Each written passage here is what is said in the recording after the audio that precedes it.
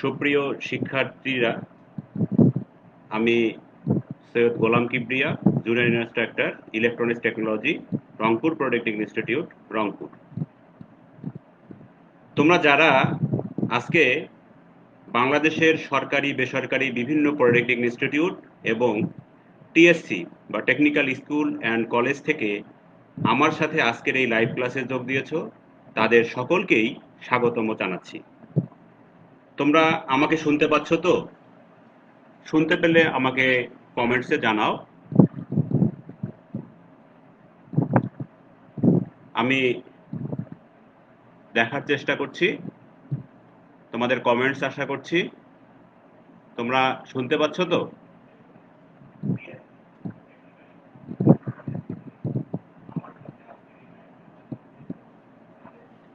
হ্যাঁ, তোমরা শুনতে পাচ্ছ।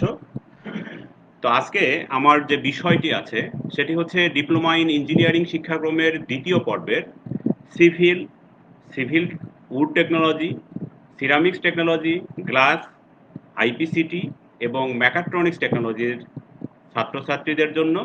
সাবজেক্টের নাম হচ্ছে electronic engineering fundamentals, subject code 66822। আশা করি তোমরা আমার এই আজকের আলোচনাটা শুনবে মনোযোগ দিয়ে এবং বোঝার চেষ্টা করবে। যদি কারো কোনো প্রশ্ন থাকে তাহলে অবশ্যই কমেন্ট করবে, আমি লেকচার শেষে তোমাদের সকল কমেন্টের উত্তর দেওয়ার চেষ্টা করব। তো চ্যাপ্টার 1, আমাদের চ্যাপ্টার 1-এ প্রথমে আমাদের আছে যে সোল্ডারিং এবং কালার কোড। তো সোল্ডারিং, প্রথমে আমরা দেখি যে এই সোল্ডারিংটা আসলে কি। সোল্ডারিংটা হলো এমন একটা প্রক্রিয়া যার মাধ্যমে দুই বা ততোধিক ধাতু বা ইলেকট্রনিক কম্পোনেন্টকে একে অপরের সাথে জোড়ক পদার্থ দ্বারা, বা জোড়ক পদার্থ বলতে এখানে সোল্ডারকে বোঝানো হয়েছে, বা অন্য কোনো বিশেষ শক্তি বা তাপ প্রয়োগ করে জোড়া দেওয়া হয়ে থাকে। সোল্ডারিং এর ক্ষেত্রে আমাদের যে প্রয়োজনীয় যে উপাদানগুলো আছে সেই উপাদানগুলো আমরা এখন একটার পর একটা দেখব। তোমরা সকলেই দেখেছো বিভিন্ন জায়গায় বিভিন্ন, আমরা সাধারণত আমাদের যে কোনো ইলেকট্রনিক কম্পোনেন্ট বা ইলেকট্রনিক যে কোনো ডিভাইস নষ্ট হয়ে গেলে আমরা হচ্ছে মিস্ত্রির কাছে বা মেকারের কাছে ঠিক করার জন্য যাই। সেখানে তারা এই সোল্ডারিং এর মাধ্যমে এই কম্পোনেন্টগুলো জোড়া দেওয়ার চেষ্টা করে। তোমরা সকলেই দেখেছো বিভিন্ন হাটে বাজারে, বিভিন্ন জায়গায়, বিভিন্ন দোকানগুলোতে এটাকে দেখা যায়। তো সোল্ডারিং আয়রন, সোল্ডারিং এর প্রয়োজনীয় উপাদানের মধ্যে প্রথমে আমাদের যেটা দরকার সেটা হচ্ছে সোল্ডারিং আয়রন। এটাকে বলা হচ্ছে তাতাল। এটাকে আমরা সাধারণ মানুষ সাধারণত তাতাল বলে অভিহিত করে থাকি। এটা বিভিন্ন মানের হয়ে থাকে। জোড়া দেওয়ার কম্পোনেন্টের উপর ভিত্তি করে এর মান নির্ধারণ করা হয়ে থাকে। তবে ইলেকট্রনিক কম্পোনেন্টসকে জোড়া দেওয়ার জন্য আমরা সাধারণত 15 থেকে 30 ওয়াট পর্যন্ত সোল্ডারিং আয়রন ব্যবহার করে থাকি। সোল্ডারিং আয়রনের যে হাতলগুলো আছে আর কি, হ্যান্ডেলগুলো, আগে হচ্ছে এগুলো সবগুলো কাঠের তৈরি হইতো, কিন্তু ইদানিং যেগুলো দেখা যাচ্ছে এগুলো ম্যাক্সিমাম গুলো হচ্ছে প্লাস্টিক হ্যান্ডেল এখানে ব্যবহার করা হয়ে থাকে। এরপরে আমাদের যে উপাদানটা লাগবে সেটা হচ্ছে সোল্ডার। এটাকে আমরা প্রচলিত ভাষায় রাংও বলে থাকি, রাং। ইলেকট্রনিক কম্পোনেন্ট সমূহকে জোড়া দেওয়ার জন্য আমরা যে সোল্ডার ব্যবহার করে থাকি তা মূলত সীসা এবং টিনের একটি মিশ্রণ। এই মিশ্রণের অনুপাত সীসা অনুপাত টিন।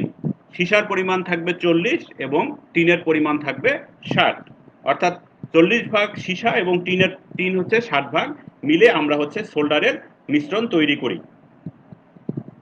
এই 60 ভাগ সীসা এবং 40 ভাগ টিন একসাথে মিশ্রিত করে তারের আকৃতিতে সোল্ডার তৈরি করা হয়ে থাকে। এটা একটা তার ফরম্যাটে আমরা বাজারে পেয়ে থাকি। এরপরে আসি আমরা, আমাদের দরকার হচ্ছে রেজিন বা রজন, যেটাকে আমরা বলে থাকি রজন। রেজিন সাধারণত পরিষ্কারক হিসেবে ব্যবহার করা হয়ে থাকে সোল্ডারিং এর ক্ষেত্রে। যে কম্পোনেন্ট দুটিকে জোড়া লাগানো হবে সেই কম্পোনেন্ট দুটির লেগকে ভালো করে পরিষ্কার করে রেজিন এবং সোল্ডারের সহায়তায় সোল্ডারিং আয়রন দিয়ে তাপ প্রদান করলে সংযোগস্থলে সোল্ডার লেগে যাবে এবং জোড়া হবে। রেজিন তিন ভাবে পাওয়া যেতে পারে। একটা হচ্ছে প্রাকৃতিকভাবে রেজিন পাওয়া যায়, মানুষের তৈরি ছোট ছোট ম্যাচ আকৃতির প্যাকেটের মধ্যে রেজিন পাওয়া যায়, আবার কিছু কিছু রেজিন এখন পাওয়া যাচ্ছে যেগুলো সাধারণত আমরা মোবাইল সার্ভিসিং এর ক্ষেত্রে ব্যবহার করে থাকি। সেগুলো হচ্ছে একটা কোনো জারের মধ্যে পেস্ট আকারে পাওয়া যায়। এটা সাধারণত ল্যাপটপ এবং মোবাইল সার্ভিসিং এর ক্ষেত্রে আমরা এই ফরম্যাটটাকে ব্যবহার করে থাকি। এরপরে আসি আমরা, আমাদের লাগবে হচ্ছে পিসিবি অথবা ভ্যারো বোর্ড। সোল্ডারিং করার জন্য পিসিবি মানে হচ্ছে প্রিন্টেড সার্কিট বোর্ড, যে বোর্ডের উপর ইলেকট্রনিক কম্পোনেন্টকে বসানো হয় এবং এই বোর্ডের পিছনের অংশে সংযোগ দেওয়া হয়। সংযোগগুলো কিভাবে হবে তা আগে থেকেই এই বোর্ডে প্রিন্ট করা থাকে, কিন্তু ভ্যারো বোর্ডে এটা করা থাকে না। ভ্যারো বোর্ডে আমরা আমাদের নিজের ইচ্ছা মতো আমরা কম্পোনেন্টগুলোকে বিভিন্নভাবে সংযোগ প্রদান করতে পারি। আমি তোমাদেরকে দেখাবো চিত্রে যে ভ্যারো বোর্ড এবং পিসিবিটা কিরকম। এরপরে প্রয়োজন হচ্ছে আমাদের তামার তার এবং সংশ্লিষ্ট ইলেকট্রনিক কম্পোনেন্ট, যে কম্পোনেন্টগুলোকে আমরা একটা সার্কিট বোর্ডের সাথে আমরা হচ্ছে সোল্ডারিং করে সংযোগ প্রদান করব। এখানে কিছু তামার তারও থাকবে, ইলেকট্রনিক কম্পোনেন্টগুলোও থাকবে। এরপরে আরেকটা বিশেষ যে টুলসটা আমাদের দরকার হয়, এটা সাধারণত বাইরে যারা কাজ করে না, বাইরে যারা কাজ করে, হ্যাঁ, তো মেকার যারা আর কি, তারা হচ্ছে এই টুলসটাকে ব্যবহার করে না। তবে এই টুলসটা ব্যবহার করার আমাদের দরকার আছে। অনেক সময় দেখা যায় যে কাজের সময় একবার লাগানো কম্পোনেন্ট পুনরায় হচ্ছে আমাদের পিসিবি থেকে তুলে ফেলার প্রয়োজন হয়। তখন এই সোল্ডারিংটাকে তুলে ফেলার জন্য এই ডি সোল্ডার বা এই সাকার আমরা ব্যবহার করে থাকি। শিক্ষার্থী বন্ধুরা, এরপরে আমরা আসি সোল্ডারিং এর জন্য প্রয়োজনীয় উপাদানের মধ্যে। দেখবো এখন আমরা এই উপাদানগুলো আসলে কি রকম। প্রথমে আসি আমরা সোল্ডারিং আয়রন। সোল্ডারিং আয়রনটা দেখতে হচ্ছে আমার এই দেখানো পিকচারের মতো। এখানে স্ট্যান্ড সহ দেখানো হয়েছে, স্ট্যান্ডের মধ্যে রজন রাখার জায়গা আছে এবং এখানে যে সোল্ডারিং আয়রনটা আমরা ব্যবহার করেছি সেই সোল্ডারিং আয়রনটা প্লাস্টিকের হ্যান্ডেল এবং এটা হচ্ছে আমাদের ওই নির্দিষ্ট মানের। এরপরে আসি আমরা দেখি সোল্ডারটা আসলে কি রকম। সোল্ডারটা হচ্ছে এরকম তার ফরম্যাটে, এটাকে মার্কেটে পাওয়া যায়, তোমরা সবাই চিনো আর কি, এই জিনিসগুলো চিনো। এরপরে আসি আমরা রেজিন বা রজনটা আসলে কিরকম দেখতে। আমি বলেছিলাম যে এটা একটা ম্যাচ বক্সের মতো পাওয়া যায়, সেটা প্রাকৃতিকভাবে যেটা পাওয়া যায় সেই ছবিটা এখানে আমি দিতে পারি নাই। এটা হচ্ছে আমি দিয়েছি, এটা হচ্ছে আমাদের তৈরিকৃত রজন, তৈরিকৃত বক্স ফরম্যাটে পাওয়া যায়। আরেকটা যেটা আমি বলেছিলাম যে মোবাইল সার্ভিসিং এবং ল্যাপটপ সার্ভিসিং এর ক্ষেত্রে ব্যবহার করা হয়, সেই পেস্ট ফরম্যাটের রজনটি। এরপরে আসি আমরা পিসিবি বা প্রিন্টেড সার্কিট বোর্ডটা দেখতে কিরকম।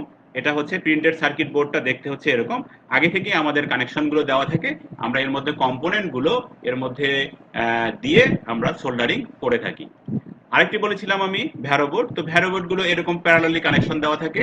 এই কানেকশনগুলোকে সোল্ডারিং করার আগে অথবা পরে যে কোনো সময় আমরা কেটে দিতে পারি এবং জোড়াও লাগাতে পারি, যেটাকে বলা হচ্ছে ভ্যারো বোর্ড। এরপরে আসি আমরা ইলেকট্রনিক যে কম্পোনেন্টগুলো আছে, যে কম্পোনেন্টগুলোকে আমরা সোল্ডারিং করব, সেই কম্পোনেন্টগুলো এখানে দেওয়া আছে। বিভিন্ন ধরনের কম্পোনেন্ট আছে এখানে, যেমন আছে রেজিস্টর, ট্রানজিস্টর, তারপরে হচ্ছে আছে এলইডি, ক্যাপাসিটর, আইসি, ভোল্টেজ রেগুলেটিং আইসি, হ্যাঁ, বিভিন্ন ধরনের কম্পোনেন্টগুলো এখানে দেওয়া আছে। এরপরে আসি আমরা সাকার বা ডি সোল্ডার টুলস। সাকার বা ডি সোল্ডার টুলসটা হচ্ছে এরকম দেখতে, হ্যাঁ।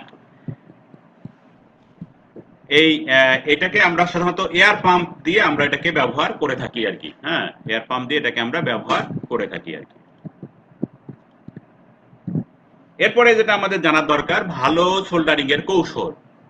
একটা ভালো সোল্ডারিং করতে গেলে আমাদের যে কৌশল অবলম্বন করতে হবে সেই কৌশলটা হচ্ছে এরকম যে এখানে তোমরা লক্ষ্য করো যে এখানে একটা এলইডি বা লাইট ইমিটিং ডায়োডকে আমি একটা পিসিবির সঙ্গে সোল্ডারিং করব। এটা হচ্ছে সার্কিট বোর্ড, এইটা হচ্ছে সেই পিসিবি।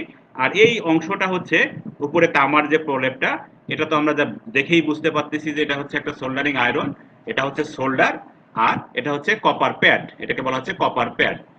তো আমরা এভাবে একই সাথে হচ্ছে সোল্ডারিং আয়রন কপার প্যাডের উপরে একসাথে ধরলেই আমাদের হচ্ছে এই কম্পোনেন্টটা জোড়া লেগে যাবে। এরপরে আমরা যেটা দেখব সেটা হচ্ছে ভালো সোল্ডারিং এর বৈশিষ্ট্য। সোল্ডারিং ভালো করার যে কিছু কিছু বৈশিষ্ট্য আছে, সেই বৈশিষ্ট্যগুলো হচ্ছে সোল্ডার জয়েন্ট মসৃণ এবং উজ্জ্বল হতে হবে। যেখানে আমরা জয়েন্ট প্রদান করব সেই জয়েন্টটা অবশ্যই মসৃণ থাকবে এবং চকচক করবে আর কি, উজ্জ্বল থাকবে।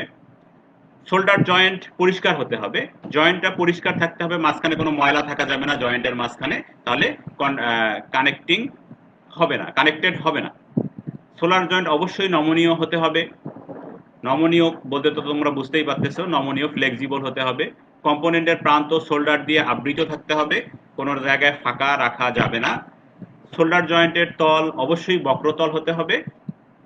শোল্ডার জয়েন্টের ভিতরে কোনোভাবেই বাতাস থাকা যাবে না। আমি তোমাদেরকে একটা ছবিতে দেখাবো আসলে কিরকম এটা হয়। প্রথমে খেয়াল করো, দেখো এই ছবিটাতে দেখা যাচ্ছে যে আমরা সোল্ডারিং করার জন্য 2 থেকে 3 সেকেন্ড পার্টস এবং প্যাডটি গরম করতে হবে।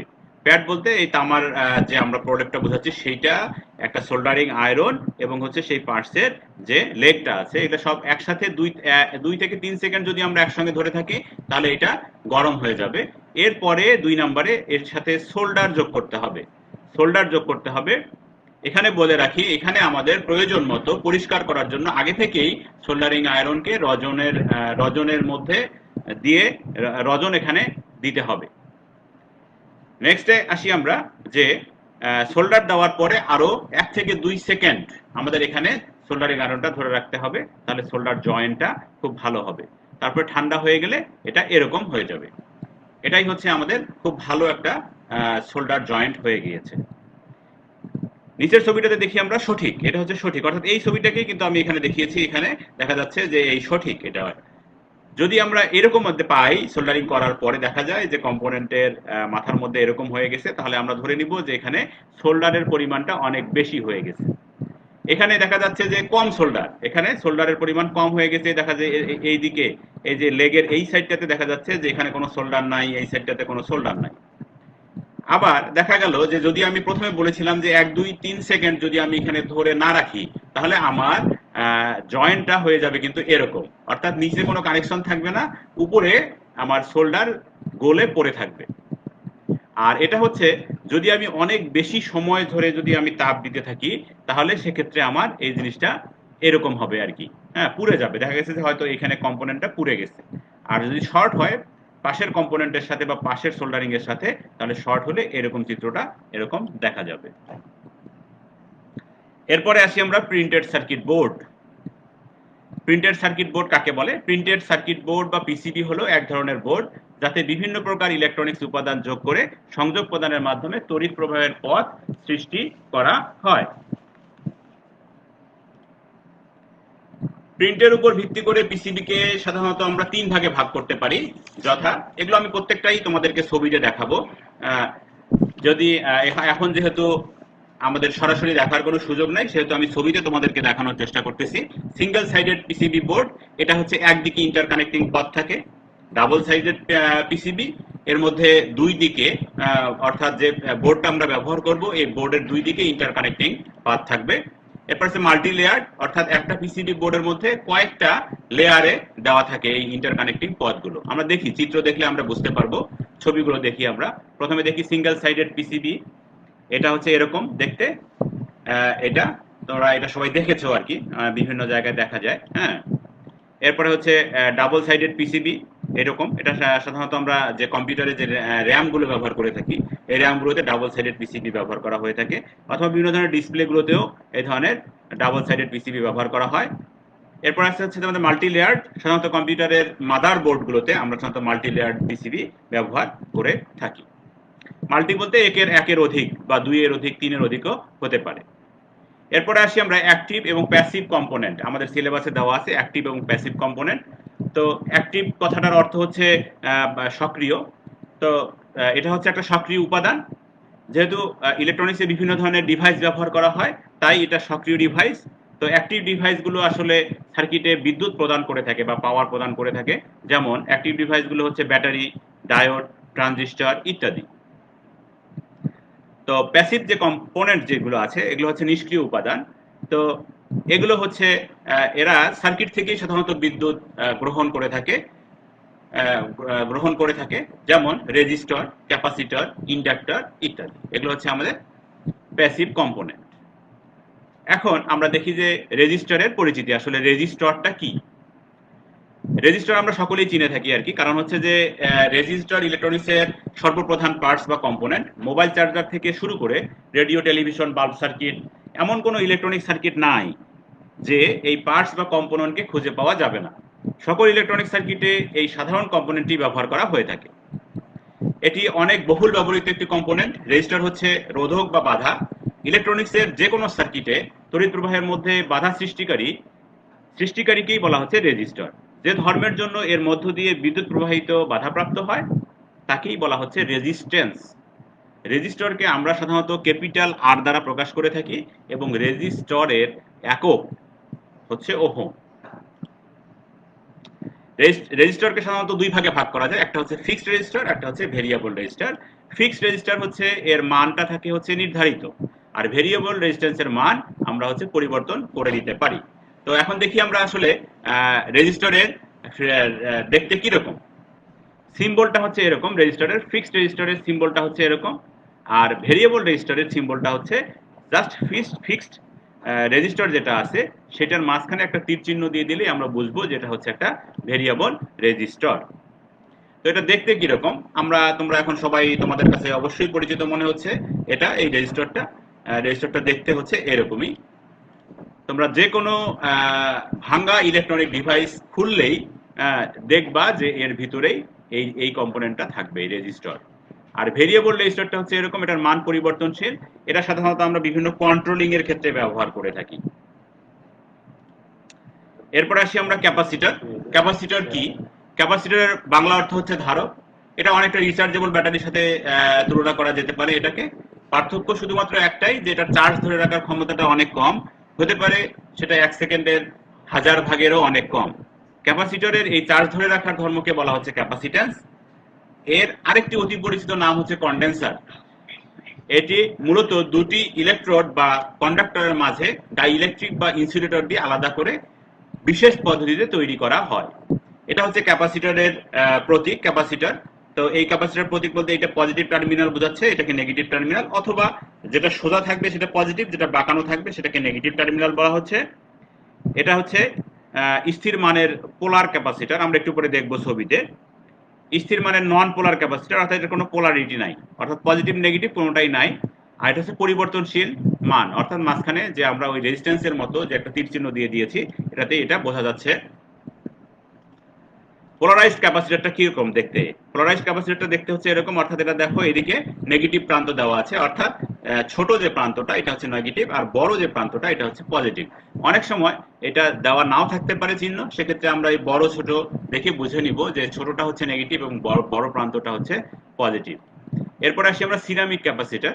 সিরামিক ক্যাপাসিটরটা দেখতে হচ্ছে এরকম, এটার কোনো পোলারিটি নেই। এরপর আরেকটা ক্যাপাসিটর আছে, আমরা বহুল ব্যবহার করে থাকি, মাইলার ক্যাপাসিটর। হ্যাঁ, বিভিন্ন এখন এটা খুব বেশি ব্যবহার করা হচ্ছে মাইলার ক্যাপাসিটর গুলো। এটা হচ্ছে ব্যবহার করা হয় মোবাইল চার্জার গুলোতে, তারপরে ব্যবহার করা হচ্ছে এলইডি বাল্ব গুলোতে। হ্যাঁ, এই মাইলার ক্যাপাসিটরটা দেখতে হচ্ছে এরকম। এরপর আসি আমরা ইন্ডাক্টর। ইন্ডাক্টরের পরিচিতি। ইন্ডাক্টর হচ্ছে একটা প্যাসিভ ইলেকট্রিক্যাল ডিভাইস, এবং ইন্ডাকটেন্স হলো এই ডিভাইসের বৈশিষ্ট্য বা হচ্ছে গুণ, যে গুণের কারণে পরিবাহীতে ভোল্টেজ আবিষ্ট হয়। ইন্ডাকটেন্সকে ইংরেজিতে এল অক্ষর দ্বারা প্রকাশ করা হয়ে থাকে। ইন্ডাকটেন্সের প্রতীকটা হচ্ছে এরকম, ইন্ডাকটেন্সটা দেখতে হচ্ছে এরকম। আর ইন্ডাকটেন্সটা আমরা বিভিন্নভাবে ব্যবহার করতে পারি, বিভিন্ন জায়গায় ব্যবহার করা হয়। রেডিও রিসিভারের এলসি ট্যাঙ্ক সার্কিটে, তারপরে ব্যবহার করা হচ্ছে রেজোন্যান্স সার্কিটে, ফিল্টার সার্কিটে আমরা ব্যবহার করি, চোখ কয়েল হিসেবে ব্যবহার করি, ট্রান্সফরমার, মোটর, জেনারেটরে ব্যবহার করি, স্পিকারে আমরা ব্যবহার করি। তারপরে হচ্ছে এলভিডিটি তে আমরা এই ইন্ডাকটেন্সটাকে ব্যবহার করে থাকি। এরপরে আসি আমরা আমাদের এই অধ্যায়ের একটা গুরুত্বপূর্ণ বিষয়, সেটা হচ্ছে কালার কোড আমরা কিভাবে নির্ধারণ করব রেজিস্ট্যান্সের সাহায্যে। সেই কালার কোডের সাহায্যে রেজিস্টরের মান বের করার জন্য আমাদের নিচে টেবিলটি মনে রাখতে হবে। এটা তোমাদের বইয়ে এই টেবিলটি দেওয়া আছে, তোমরা এটা দেখে নিবে, ভালো করে মুখস্থ রাখতে হবে, তাহলেই আমরা বের করতে পারবো। এখন আমরা ধরে নিই যে আমাদের এই রেজিস্ট্যান্সটার মানটাকে বের করতে হবে। এই রেজিস্ট্যান্সটা দেখতে এরকম, এর মানটাকে বের করতে হবে। তো তো এখানে 4টা কালার আছে, আমরা দেখি। প্রথম ব্যান্ডের রং হচ্ছে বাদামি, দ্বিতীয় ব্যান্ডের রং হচ্ছে কালো, তৃতীয় ব্যান্ডের রং হচ্ছে লাল এবং চতুর্থ ব্যান্ডের রং হচ্ছে সোনালী। তো বাদামির প্রথম মান 1, আমরা সেই ইয়েতে লক্ষ্য করলে দেখতে পারবো যে বাদামির মান হচ্ছে 1। এরপরে হচ্ছে কালো, সেই টেবিলে খেয়াল করলে দেখব যে কালোর দ্বিতীয় মান হচ্ছে 0। তারপরে হচ্ছে লাল, লালের তৃতীয় মান হচ্ছে আমাদের 100। নিয়ম হলো প্রথম এবং দ্বিতীয় মান পরপর বসে যাবে এবং তৃতীয় মানটাকে গুণ হিসাবে আমাদেরকে বসায় দিতে হবে। দেখো আমি দেখিয়েছি, প্রথম মান 1, দ্বিতীয় মান 0, এরপরে গুণ করে দিয়েছি তৃতীয় মান, তাহলে 100। তাহলে টোটাল হয়ে গেল আমাদের 1000 ওহম। 1000 ওহম মানে হচ্ছে 1 কিলো ওহম। এখন আসি আমরা চতুর্থ ব্যান্ড। চতুর্থ ব্যান্ড ব্যবহার করে রেজিস্টারের টলারেন্স নির্ণয় করা হয়। এখানে 4 নং ব্যান্ডের কালার হচ্ছে সোনালী। সোনালীর চতুর্থ ব্যান্ডের মান হচ্ছে 10%, অর্থাৎ এই রেজিস্ট্যান্সের মান 10% ভেরি করতে পারে, অর্থাৎ এটা 10% এর মান বেশি হতে পারে এবং কমও হতে পারে। কার্যক্ষেত্রে আমরা 1 কিলো ওহমসের 10% কম বা বেশি মানে রেজিস্ট্যান্স আমরা এখানে ব্যবহার করতে পারব। এই প্রথম চ্যাপ্টারের আমরা যে বিষয়গুলো দেখলাম, এটার এখন আমরা রিভিউগুলো দেখব। রিভিউতে আমরা দেখি যে আমরা এখানে কি দেখেছিলাম। প্রথমে দেখেছিলাম হচ্ছে সোল্ডারিং। তো সোল্ডারিংটা হচ্ছে কিরকম আমি আবার বলি তোমাদেরকে। সোল্ডারিংটা হলো এমন একটা প্রক্রিয়া যার মাধ্যমে দুই বা ততোধিক ধাতু বা ইলেকট্রনিক কম্পোনেন্টকে একে অপরের সাথে সোল্ডার দ্বারা, তাপ অথবা সেই ধরনের শক্তি দ্বারা, বিশেষ কোনো শক্তি দ্বারা আমরা হচ্ছে জোড়া লাগাই, সেটাকেই বলা হচ্ছে সোল্ডারিং। এরপরে আমরা দেখেছি যে সোল্ডারিং এর জন্য প্রয়োজনীয় উপাদান। সোল্ডারিং এর জন্য প্রয়োজনীয় যে উপাদানগুলো আমরা দেখেছিলাম সেগুলো ছিল হচ্ছে আমাদের সোল্ডারিং আয়রন, সোল্ডার, রেজিন বা রজন, পিসিবি, ফেরোবোর্ড, তারপরে হচ্ছে তামার তার সংশ্লিষ্ট কম্পোনেন্ট এবং সাকার বা ডি সোল্ডার। এগুলো হচ্ছে আমরা দেখেছিলাম যে সোল্ডারিং এর জন্য প্রয়োজনীয় যে উপাদানগুলো আমরা ব্যবহার করে থাকি। এরপরে দেখেছি আমরা ভালো সোল্ডারিং এর কৌশল। তো ভালো সোল্ডারিং করার জন্য যে কৌশলগুলো আমাদের দরকার, সেই কৌশলগুলো হচ্ছে আমি তোমাদেরকে বলছি।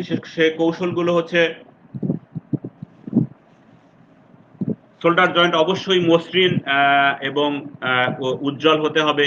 তারপরে হচ্ছে জয়েন্টকে অবশ্যই পরিষ্কার করতে হবে। তারপর হচ্ছে সোল্ডার জয়েন্ট নমনীয় হবে। এগুলো হচ্ছে বৈশিষ্ট্য ভালো সোল্ডারিং এর। যে বৈশিষ্ট্যগুলো আছে সেই বৈশিষ্ট্যগুলো হচ্ছে এরকম। আর ভালো সোল্ডারিং এর যে কৌশলটা সেটা আমি তোমাদেরকে একটা চিত্রের মাধ্যমে দেখিয়ে দিয়েছিলাম। ভালো সোল্ডারিং এর যে কৌশলগুলো হচ্ছে, যে বৈশিষ্ট্যগুলো হচ্ছে সেগুলো হচ্ছে সোল্ডার জয়েন্ট নমনীয় হবে, তারপরে জয়েন্ট অবশ্যই পরিষ্কার হবে, কম্পোনেন্টের প্রান্ত সোল্ডার দিয়ে আবৃত থাকতে হবে, সোল্ডার জয়েন্টের তল অবশ্যই বক্রতল হতে হবে, কোনোভাবেই সোল্ডার জয়েন্টের ভিতরে কোনোভাবেই বাতাস প্রবেশ করতে দেওয়া যাবে না। বাতাস থাকলে সেই সোল্ডার জয়েন্টটা ভালো হবে না। এরপর আমরা দেখেছি প্রিন্টেড সার্কিট বোর্ড ও এর প্রকারভেদ। পিসিবি অর্থাৎ প্রিন্টেড সার্কিট বোর্ড, এটাকে 3 ভাগে ভাগ করা যায়, আমরা দেখেছিলাম। তো এরপরে দেখেছি আমরা অ্যাক্টিভ এবং প্যাসিভ কম্পোনেন্ট, তারপরে দেখেছি হচ্ছে রেজিস্টর, তারপরে দেখেছি আমরা ক্যাপাসিটর। রেজিস্টরটা কি, ক্যাপাসিটর কি, ইন্ডাক্টর কি, এদের কাজ কি, এগুলো আমরা দেখেছি। তারপরে আমরা সর্বশেষ যেটা দেখেছি সেটা হচ্ছে কালার কোডের সাহায্যে কিভাবে রেজিস্টরের মান নির্ণয় করা যায় সেটা আমরা দেখেছি।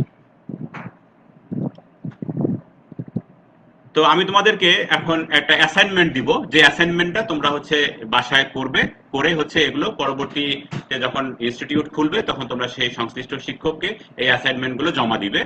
তো প্রথম অ্যাসাইনমেন্টটা হচ্ছে যে একটা অ্যাসাইনমেন্টের মধ্যে দুইটা ভাগ আছে। একটা হচ্ছে ক, একটা রেজিস্টরের গায়ে 4টি কালার কোড আছে, 4টি কালার আছে। 1 নং ব্যান্ডের রং হচ্ছে লাল, 2 নং ব্যান্ডের রং হচ্ছে হলুদ, 3 নং ব্যান্ডের রং হচ্ছে কমলা, 4 নং ব্যান্ডের রং হচ্ছে সোনালী। রেজিস্টরটির মান কত হবে এটা আমাদের বের করতে হবে। সেম অঙ্ক, শুধুমাত্র কালারগুলো আলাদা করে আমি তোমাদেরকে দেখিয়ে দিয়েছি আমার লেকচারে।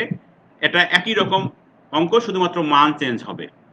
আর খ নাম্বারে আমি তোমাদেরকে একটা অ্যাসাইনমেন্ট দিয়েছি, সেখানে হচ্ছে বলা আছে একটি রেজিস্টরের গায়ে 4টি কালার কোড আছে, পুরোটাই আগের মতোই। 1 নং ব্যান্ডের রং সবুজ, 2 নং ব্যান্ডের রং সাদা, 3 নং ব্যান্ডের রং নীল এবং চতুর্থ ব্যান্ডের রং হচ্ছে রূপালী। রেজিস্টরটির সর্বোচ্চ এবং সর্বনিম্ন মান কত হবে? আমি এই সর্বোচ্চ এবং সর্বনিম্ন মান আমার লেকচারের মধ্যে বলে দিয়েছি, তোমরা এখান থেকে বের করবে। নতুবা প্রয়োজন হলে তোমরা তোমাদের যে বই আছে সেই বইয়ের মধ্যে দেখলে তোমরা এই অ্যাসাইনমেন্টটা কমপ্লিট করতে পারবে অবশ্যই। এবং অ্যাসাইনমেন্টটা কমপ্লিট করে তোমরা অবশ্যই হচ্ছে জমা দিবে। এখন তোমাদের যদি কোনো প্রশ্ন থেকে থাকে তাহলে সেই প্রশ্নগুলো আমাকে আমি দেখি যে কোনো প্রশ্ন আছে কিনা তোমাদের। প্রশ্ন আমি দেখার চেষ্টা করতেছি যে তোমাদের কোনো প্রশ্ন থাকলে আমি উত্তর দিব। তো এখন আমি দেখতে পাচ্ছি যে তোমাদেরকে তোমাদের উত্তর দেওয়ার মতো তেমন কোনো কোশ্চেন এখানে এখন পর্যন্ত আসে নাই। তো তোমরা কমেন্টস করতে থাকো, তোমরা কমেন্টস করতে থাকো, আমি দেখব এবং পারলে আমার ইমেল অ্যাড্রেস দেওয়া আছে, সেই ইমেল অ্যাড্রেসে তোমরা হচ্ছে তোমাদের কোনো কিছু জানার থাকলে প্রশ্নগুলো ওখানে দিতে পারো, আমি সরাসরি মেইল করেও অ্যান্সার দিব, অথবা পরবর্তী ক্লাসে আমি তোমাদেরকে লাইভে অ্যান্সারগুলো দেওয়ার চেষ্টা করব। এখন দেখি যে আমরা আজকের ক্লাস মোটামুটি আজকের মতো এখানেই শেষ হয়ে যাচ্ছে। তো আগামী ক্লাসে আমরা কি কি দেখব সেটা হচ্ছে কন্ডাক্টর, কন্ডাক্টর কিটা দেখতে পারি আমরা, ইনসুলেটর কি, এগুলো তোমরা সবগুলো দেখে আসবা।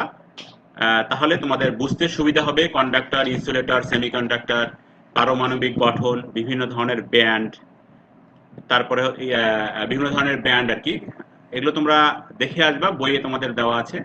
আমি যখন লেকচার দিব তখন তোমাদের এটা কাজে লাগবে এবং খুব সহজেই তোমরা এটা উপলব্ধি করতে পারবে। পরিশেষে আমি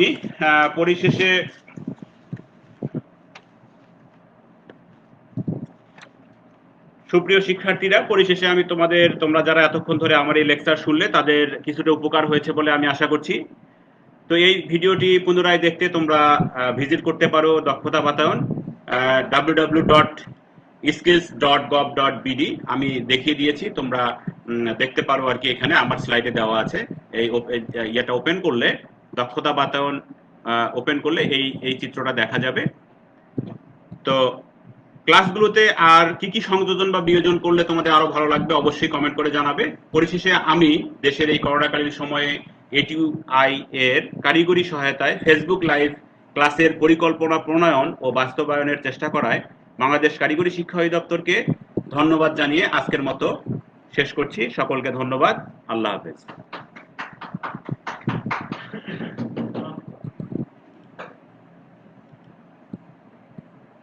3 মিনিট আগে শেষ